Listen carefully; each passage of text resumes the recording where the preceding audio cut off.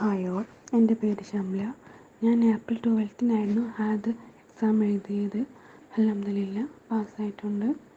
എനിക്ക് താങ്ക്സ് പറയാനുള്ളത് ആൻഡോ സാറിനോടും ചിന്നു മാമിനോടും പിന്നെ എൽദോ സാറിനോടാണ്. എൽദോ സാറിനോട് സ്പെഷ്യൽ താങ്ക്സ് ഉണ്ട്.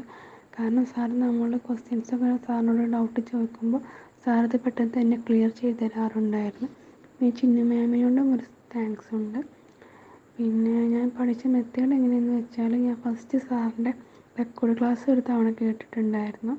പിന്നെ സാർ നമുക്ക് അയച്ചു തന്ന മെറ്റീരിയൽസ് 3-4 തവണ റിപ്പീറ്റ് ചെയ്തിട്ട് വായിച്ചിട്ടുണ്ടായിരുന്നു. പിന്നെ ക്രാഷ് കോഴ്സ് നന്നായി ഫോക്കസ് ചെയ്ത് പഠിച്ചിട്ടുണ്ടായിരുന്നു.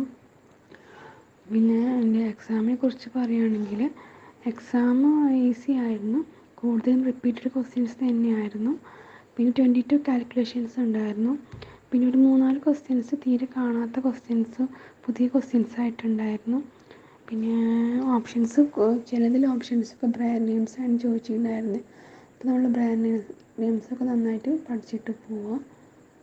പിന്നെ കാൽക്കുലേഷൻസൊക്കെ നമ്മൾ കുറേ തവണ റിപ്പീറ്റ് ചെയ്താൽ നമുക്കൊക്കെ പെട്ടെന്ന് ചെയ്യാൻ പറ്റും. കാൽക്കുലേഷൻസ് ഭയങ്കര ടഫായിട്ടൊന്നും തോന്നിയിരുന്നില്ല. 1-2 കുറച്ചൊരു ടഫ് പോലെ വന്നിട്ടുണ്ടായിരുന്നു.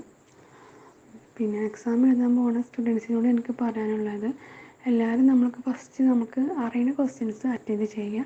പിന്നെ അറിയാത്ത ഡൗട്ടുള്ള ക്വസ്റ്റ്യൻസ് ഫ്ലാഗ് ചെയ്തിടുക.